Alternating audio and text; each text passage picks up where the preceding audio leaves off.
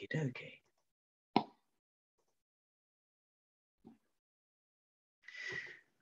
Okay, good morning, everybody, and welcome to our Wednesday morning seminar.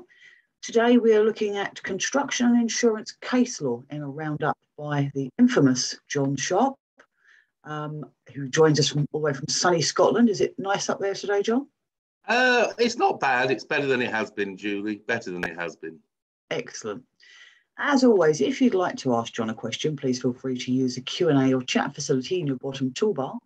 Alternatively, if there's something you'd like to ask him on a topic that you don't wish to ask in an open forum, please feel free to email him. You will see his email address on screen shortly, but for ease, it is john.sharp@fletcherday.co.uk.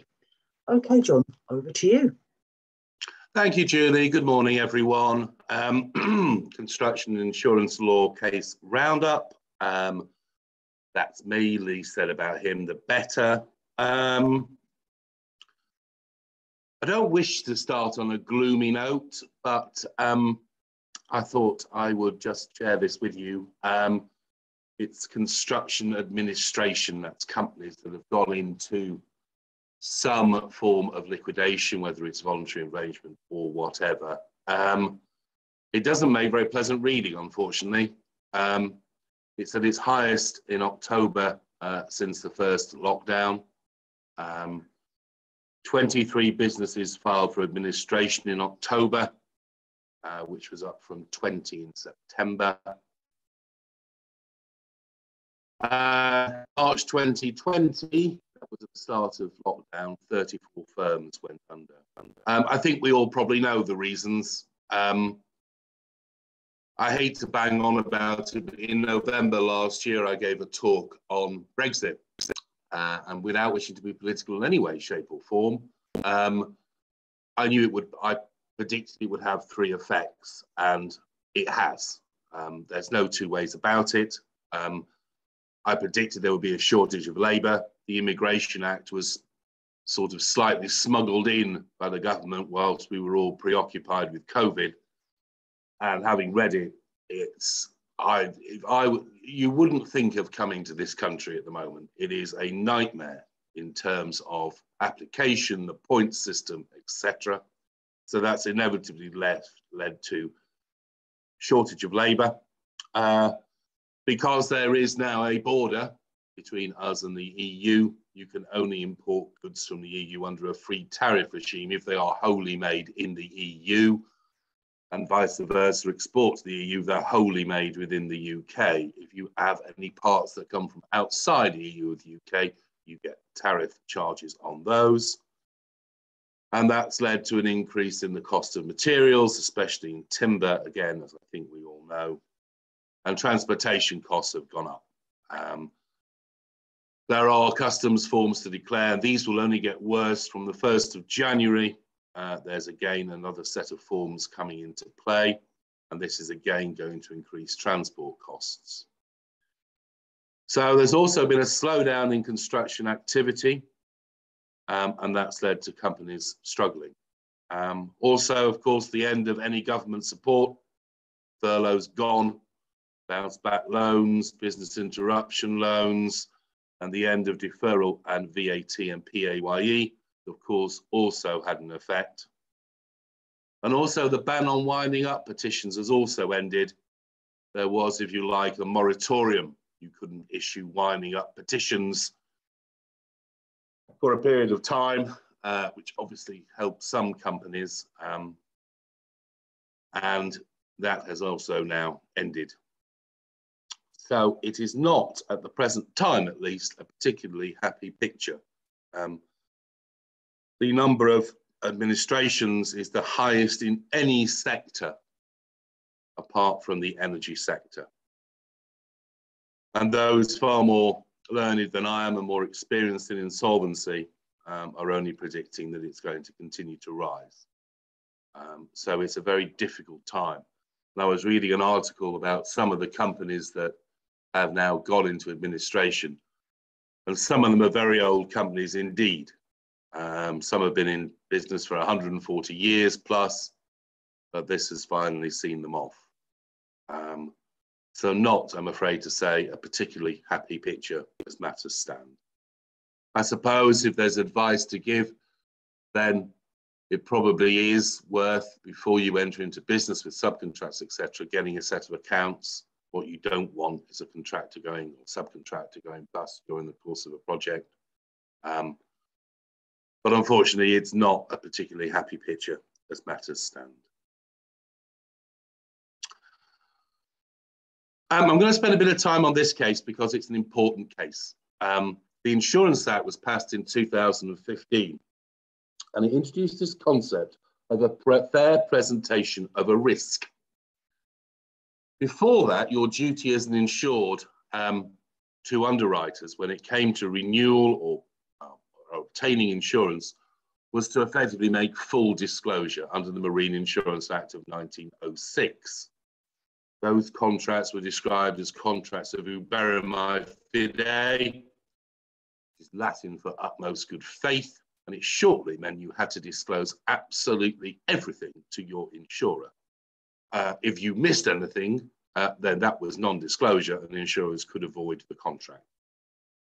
In addition, if you said to insurers that something was going to be in place during the course of the insurance, so for example, that fire alarms would always be operational at any warehouses, then that became what's called a condition of the policy. And if that was breached, then insurers could avoid the policy. So you would get the somewhat ludicrous situation whereby a warehouse gets flooded and loss adjusters come round. They clearly see the warehouse is flooded, but then they check and they find that the fire alarm didn't work. It was non-functional. Now, the fact that the fire alarm doesn't work wouldn't have stopped the flood. It wouldn't have prevented damage. But underwriters under the old law could avoid. This duty of fair presentation was supposed to stop that. So that just because the fire alarm couldn't possibly have had any impact upon the flood, and therefore, under the new Insurance Act, insurers would still be bound to pay. But this duty of fair presentation hadn't come before the courts before for judicial interpretation as to what it actually means. And this is the first case since, unbelievably, 2015, where it's been looked at by the courts. And the case is called Berkshire Assets Limited against AXA Insurance. Now, I'll just go through the facts for you because it's an interesting, well, it's as interesting as cases ever get, to be honest. Well, nearly. Berkshire was a joint venture vehicle set up to facilitate the development of multi-million-pound residential complexes, including a gym and a cinema. AXA insured Berkshire under contractors' all-risk policy and business interruption policies. A pre-inception quote issued in November 2018 contained a fair presentation of the risk section, which stipulated that cover was provided subject to statements about Berkshire's previous history, including a statement that Berkshire's directors had not, open quotes, either personally or in any business capacity been convicted of a criminal offence or charged, but not yet tried, with a criminal offence. The subsequent November 2009 renewal schedule explained that its contents were based on the information provided by Berkshire and that it must tell AXA any information that may influence AXA in offering this renewal and the terms provided. If Berkshire is not sure of something is important or relevant, it should tell its insurers about it. Relevant information is something that could affect AXA's decision to renew your policy or affect the terms of your policy. Those of you who have probably seen me present my insurance talks will know that I'm always stressing that if you're not sure about whether something should be told to underwriters, err on the side of caution and tell them. The renewal schedule also stipulated that Berkshire must make a fair presentation of the risk and warned that if it failed to tell AXA about any changes or failed to advise of any accuracies or omissions, the policy might not respond to any claim. Now, a Berkshire director, a Mr. Garside, checked the renewal documents and approved the renewal. Again, those of you that have seen me give a presentation on insurance will know that I'm at pains to always point out that it's probably now not good enough just to have one person who is responsible for reviewing the insurances. That person should check with, for example, in construction businesses, site managers, other operational directors, to make sure that they have told him everything that's relevant. On the 1st of January 2020, the development suffered an escape of water, resulting in physical damage and business interruption loss. Berkshire made claims. During the course of AXA's investigations, it transpired that in August 2019, the Malaysian authorities had charged 16 people, including a Berkshire director, a Mr. Sherwood, with criminal offences in connection with fraudulent bond transactions. AXA therefore concluded that Berkshire failed to make a fair presentation of the risk. It avoided Berkshire's car and BR contractors all risk and business interruption cover, but continued to provide contractors all risk cover for another company involved in the development.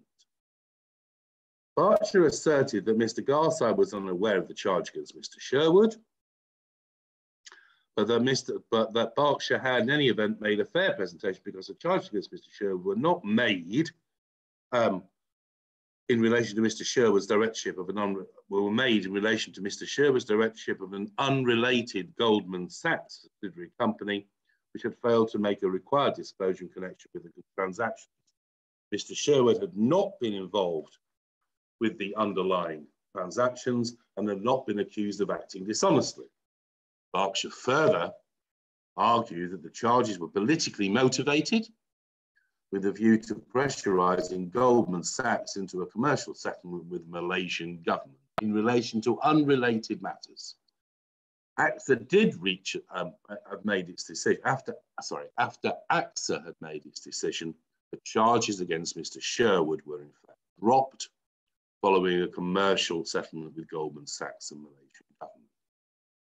Now, the questions before the courts were, did Berkshire make a fair presentation of the risk to insurers in respect of the contractors or disruption risks?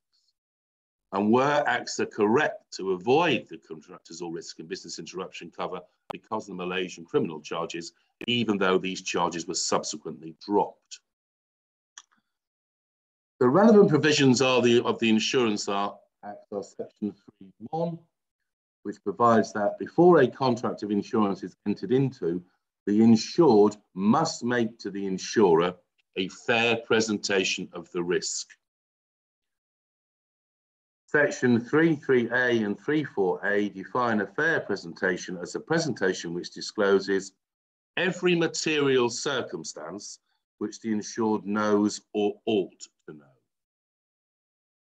As per sections 7.3 and 7.4, circumstances are material if they would influence the judgment of a prudent insurer in determining whether to take the risk on, and if so, on what terms.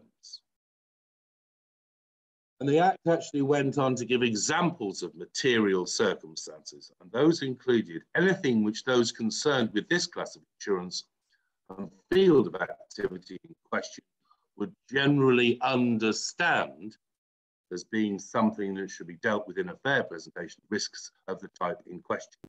So the court addressed the two issues, namely, was the fact that Mr. Sherwood had been charged a material circumstance for the purposes of the duty of fair presentation. If it was, and if it had been adequately disclosed, would AXA have agreed to insure Berkshire in respect of business interruption or at all under the renewed policy? The court clarified that pre-Insurance Act case law on material circumstances remained applicable. So for many, many years, we had litigated over the Marine Insurance Act 1906. There were many cases involving that act which involved material circumstances. This is the first time that the court has now said those cases remain relevant. Now, the courts clarified again the materiality of a particular fact is a question of fact which is determined by the circumstances of each case. Materiality is to be tested at the time of the placement and not by reference to subsequent events. So the fact that these charges were subsequently withdrawn didn't matter. At the time of renewal, he had been charged, and therefore it was a material matter. The case law is a case which I will try and pronounce, called Versluit Dredging against HDI Girling Industry Berisung. I suspect it's a German case. Facts raising, the court also went on to decide that facts raising doubts as to the risk are sufficient to be material. It is not necessary for the facts to be shown with hindsight to have actually affected the risk. That's a case called the Dora in 1989. The overall effect of the prudent insurer test is that whether there has been a fair presentation of the risk remains to be assessed principally from the perspective of the insurer. So you as an insured may not think that something needs to be told to the insurer because frankly, you don't regard it as material or necessary to make a fair presentation of the risk, but that's not the test. The test is, would the insurer have thought that it was a material matter, etc. A circumstance does not have to be decisive for the hypothetical prudent insurer in determining whether to take the risk or not. So, this case is very important. The court found shortly that AXA's factual and expert evidence that they did find that AXA were right in regarding the lack of disclosure of the charge as material. Important factors included, at the material time, AXA was not in a position to determine if the charges involved dishonesty or personal wrongdoing by Mr. Sherwood. The alleged offences arose from a dishonest and fraudulent scheme of huge scale, and Goldman Sachs companies played a significant role. And facts raising doubt as to the risk were sufficient to be material. There were further arguments put forward by Berkshire, including that had the matter been disclosed, AXA would have investigated, discovered that Mr. Sherwood had not acted, not been accused of dishonesty, not taken any further action. Whilst the court accepted that Mr. Sherwood had not been dishonest, it did not accept that argument. A key factor was the existence of an AXA practice note, which made clear that underwriting risks in circumstances where there were criminal allegations was outside its underwriting strategy. The court also found that it was irrelevant that other underwriters were prepared to cover the risk despite knowing of the allegations, as the policy types that they were willing to write were different from those under consideration in the present case.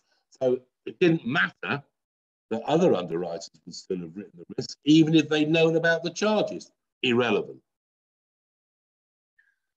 So the case illustrates the importance of complying with your duty of fair presentation. If you are honestly asking me, is there much difference between the duty of fair presentation and what the old law was, which was to disclose everything to your insurer to be on the safe side, then there isn't very much. There are some, most brokers have good guidelines as to what you should be disclosing and what you shouldn't. But in reality, is there that much difference between the old law and the new? Not really very much, especially now that the courts have confirmed that Pre-Insurance Act legal authorities on the case, on the question of materiality, are still relevant. So again, those of you who may have seen me do my insurance talks will know that I am continually banging on about fair presentation of the risk. My view is that there is very little difference between the old law and the new, and therefore you should tell insurers absolutely everything that could possibly be relevant in relation to the risk, to the type of risk that you are trying to cover. It's very easy to fall foul of this fair presentation rule.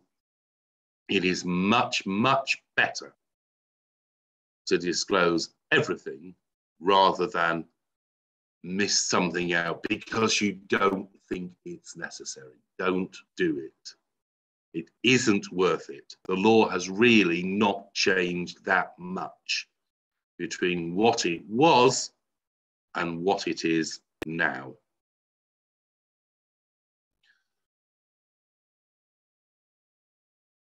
I thought, as it's topical at the moment, we'd have a look at net zero construction in the light of the invasion of Scotland by all these people, especially over to Glasgow, to discuss climate change, etc. Now, the government has a heat and building safety strategy, which I think it's going to put into law very shortly. But the concern of environmentalists, and I've no doubt that they're right, is that it doesn't deal with the question of embodied carbon, which is expected to account for almost half of building emissions by 2060. Now,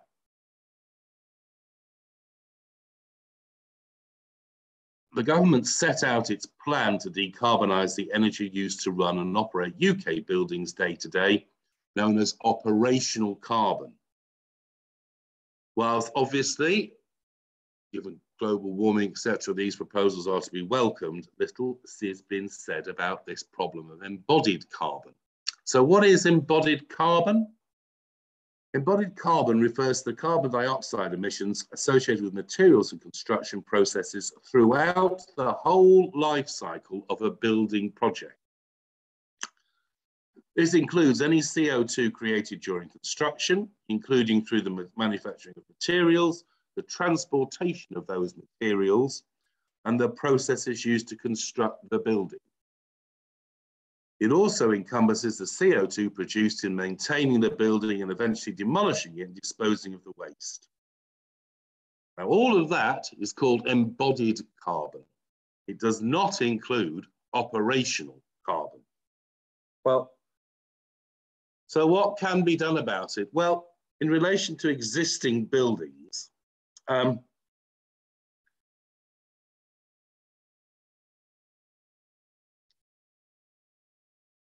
it's a bit more tricky because there's concerns about the high levels of operational carbon required to run old and poorly insulated buildings. And this has led to a general assumption that replacing existing building stock with energy efficient replacements will reduce overall carbon emissions. I think that makes sense. However, industry specialists are now advising that in most cases, retrofitting existing structures to increase their energy efficiency may be preferable given the embodied carbon involved in the initial construction of those structures, as well as the carbon cost of demolition.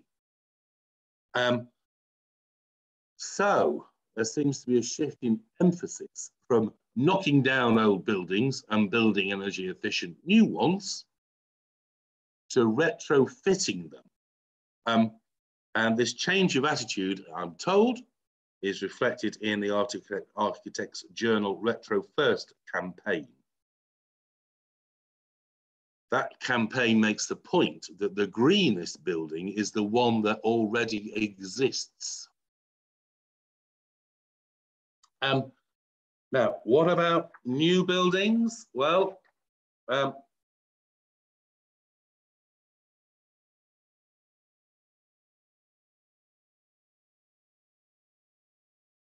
with the increasing onus placed on corporates to reduce their emissions, parties engaged in a construction project might wish to consider agreeing a carbon budget for the construction project within their contracts.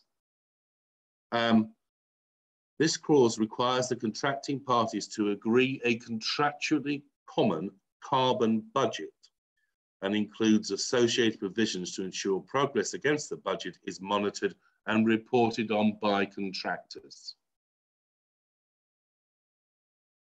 Though they're not currently widely used in the market, they provide a useful framework for parties to discuss and consider in their construction projects. about sustainability and carbon footprint going to be caused during the construction process. In terms of materials, well, the need to reduce the carbon cost of construction materials is also receiving significant recognition in the industry. The Global Cement and Concrete Association has recently announced a roadmap to achieve net zero emissions by the sector by 2050, with the backing of the world's largest cement companies. It's going to be a challenge, I think, but the general view is it will have a crucial role in helping to achieve net zero, with research and development teams working to deliver a wave of innovative concrete solutions and developing lower carbon, higher performance, lightweight concretes of the future. But what about cost? These are all excellent ideas and everyone applauds them, quite rightly. But what is going to be the cost? Is that new type of cement, for example, going to be significantly more expensive than the cement being used at the moment, and therefore increase the cost of building projects? There's a number of ifs. However, the carbon budget suggestion seems very sensible to me. I can't see why that could not be done at the start of a building project, even if it's just aspirational. We're going to try and keep it to this. But there we are.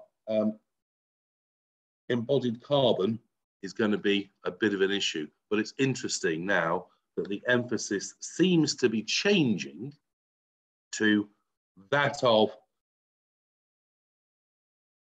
not knocking down old buildings, but doing them up. And clearly a good deal of work is going in to looking at new types of materials, etc.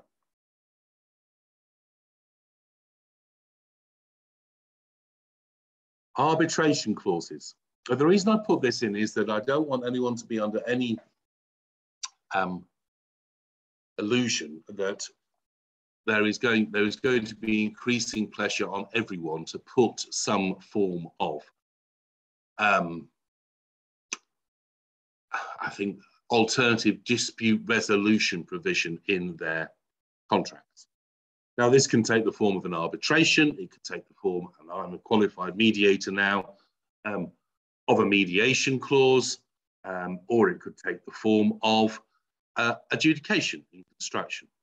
The reason this is becoming increasingly important is that, as you may be aware, there is a backlog now in court hearings and court dates and court time, which is going back, probably now it's going to take, certainly in England, 2 years, and in Scotland they're talking about 3, to clear the backlog of cases.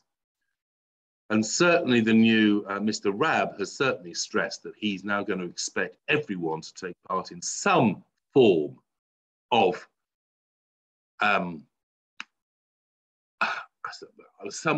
mediation or arbitration or some form of, without rushing off to the court.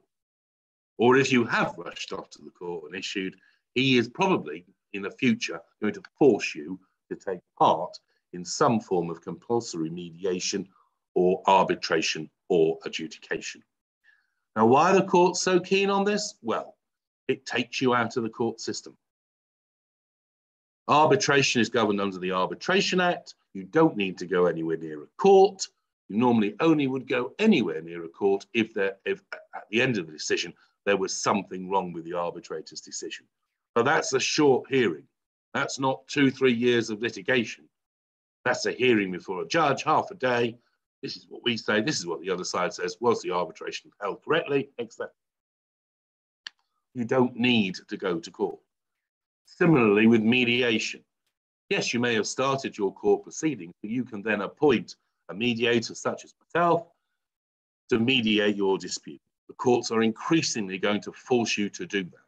Now, of course, that might not work and you might go back to court, but in my experience, I've done about 12 mediations, 10 settle, 2 don't. So again, the courts are very keen on that. It takes you out of the court system. Adjudication again. takes you out of the court system. Yes, you might need to go to court to enforce your award at the end, but there's a very quick process under the TCC rules. Or you might challenge the jurisdiction of the adjudicator. But again, it's not lengthy litigation. It's, judge, what's the score here? It's not decide all these facts, do this like a full-blown trial. But just be careful when you're agreeing these clauses. It doesn't really matter whether it's an arbitration clause, adjudication clause, mediation clause, whatever. Because in a case called Markel Bermuda Limited against Caesars Entertainment Inc., there was a small problem. The case related to another business interruption and property damage claim arising out of COVID-19. This case, Caesars Entertainment Inc., a large entertainment company in the US which owns numerous properties such as casinos, hotels, restaurants, was seeking to claim the indemnity from Markel Bermuda Limited and other insurers.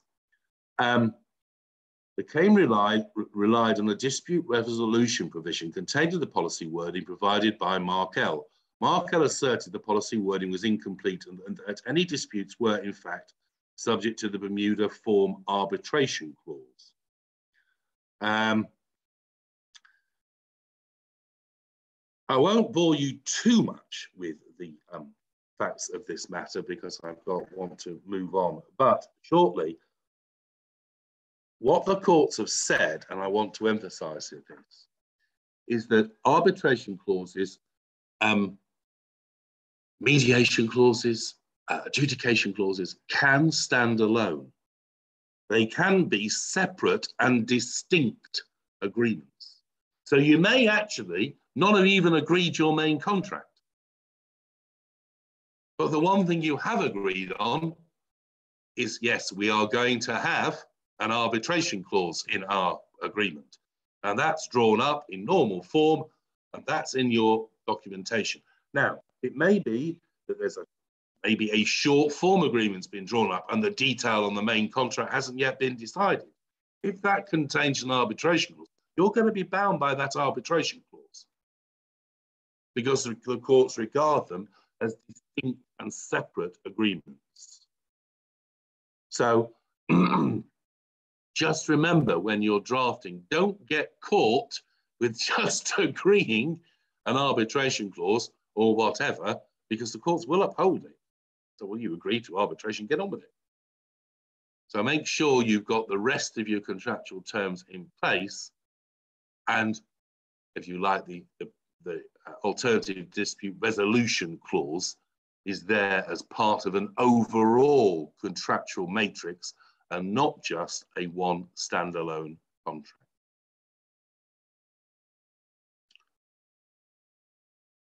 Lastly, I thought we'd look at limitation of liability briefly. It does not, unfortunately, and you'll all be very, very, very jealous, I'm sure, about this, happen much in construction,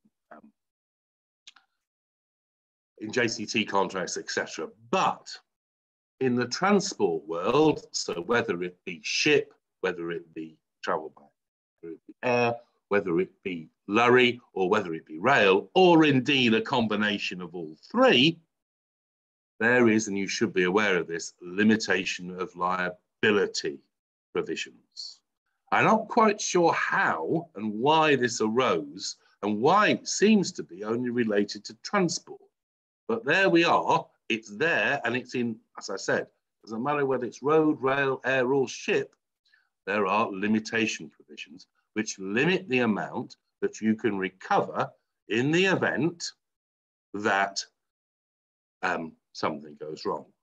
Now, is it relevant for construction? Well, yes, it is. Let's assume you've ordered some very expensive, pre-constructed, bespoke ironwork from Germany. So. Now, during the course of the transport, it becomes damaged, and it's damaged beyond repair.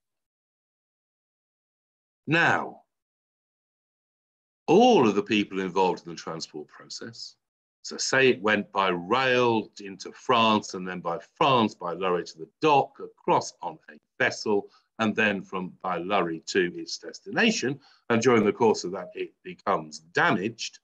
All of those parties, whether it's under a CMR contract or whether it's just in their normal conditions of carriage will be able to limit their liability.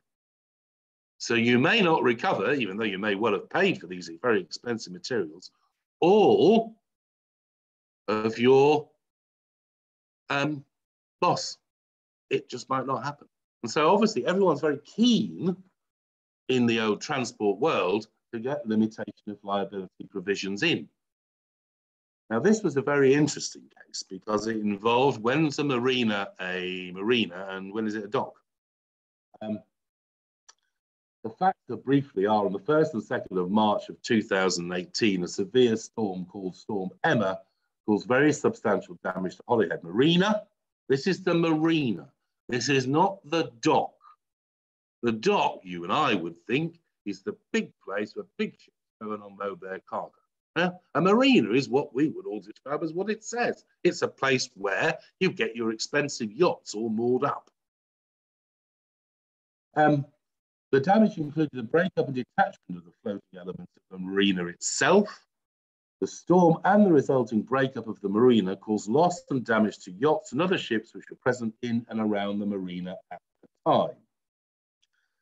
The owners of the marina sought a general decree that they were entitled to limit their liability under Section 191 of the 1995 Act, which grants the owners of any dock or canal a right to limit their liability similar to the right of a ship owner made under the 1976 Limitation Convention.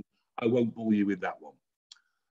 The liability of the dock or canal is limited by reference to the tonnage of the largest UK ship which has been within the area over which the authority or person discharges any functions at any time within the last 5 years.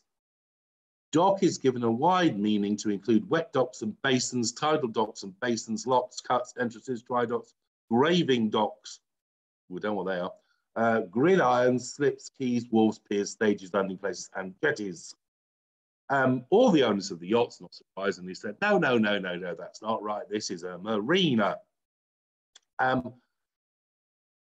Lord Justice Flo granted the yacht owners permission to appeal, though he did find though Mr. Justice Tier at first instance accepted that although the marina was not a dock on the natural meaning of the work, the floating pontoons which comprised the marina could properly be described as a landing place, jetty, or stage.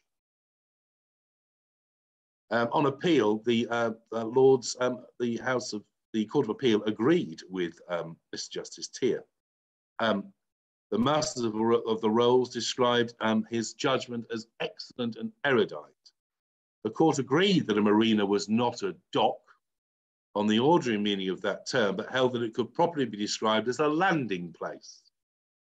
The suggestion, and this would have been the case otherwise, that each pontoon should have its own limitation fund would lead to a ridiculous situation. The court agreed with the judge that there was no justification for extending structures used primarily by leisure craft from the section, excluding structures primarily used by leisure craft from the section.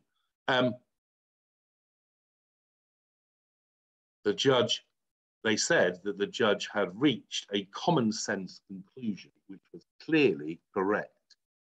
This is another example. Again, those of you who may have heard me talk about construction insurance law case roundup on previous talks.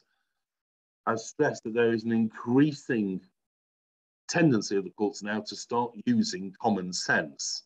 Well, as far as the courts understand common sense anyway, when they're looking at different types of situations. This clearly is a good common sense judgment.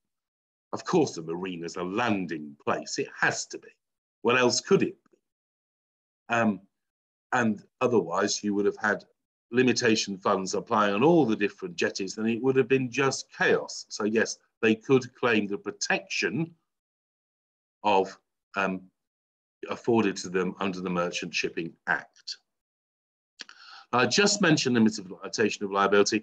It doesn't often occur in, I don't think it applies anywhere in construction law, but it is common in transport. And as you need to transport goods and stuff to your sites, etc., be aware that there are these limitation of liability provisions knocking about in various statutes when it comes to transport. And so be very careful to ensure that if you are transporting something of very high value over a relatively long distance, make sure that it is properly insured. Otherwise, you could be faced with a, hang on a minute, we're only liable to pay you X as opposed to Y because we can rely on this statute. So make sure again that you've got proper insurance if you're transporting really expensive items to your construction site. Well, that was all I was going to say this morning, everyone. I do hope that's been useful for you all. I don't think, Julie, I'm due to do another one now before the end of the year, am I? Yes, insurance and the JCT contract next week. Am I? Okay, I'm well, saving that as that one to last. Guess what I'll be talking about there, Julie? Policy wording. Read the policy wording by any chance. It will slip in. It will. I know it will. It always does somewhere along the line. It didn't today, did it? I didn't say once. No, I am deeply disappointed, and our usual game of seminar bingo has left me losing. Okay, if anyone has any questions on any of the cases that John has mentioned today, please feel free to pop your questions in the chat or Q&A facility now. Or as we said earlier, please feel free to email John directly, john.sharp@fletcherday.co.uk, and he'll be delighted to answer these for you. In the meantime, we also have tonight, we're joined by Richard Silver with part 2 of Problems on Construction Projects. And then tomorrow we have Mohammed Haq at 6 p.m. With the latest in his Adjudication Matters series, where he's talking about payment adjudication. So if you would like a place on either of these to log in, please email seminars@fletcherday.co.uk and we will send you the login details. Otherwise, wish you a great day. The weather looks as though it's going to be nice, chilly but nice, so that's a good thing, no rain. We've just got a late question in there, John. Can we just fit this in? Yes, of course you can, John. What about limitation of liability in regard with damages to existing properties on a construction site?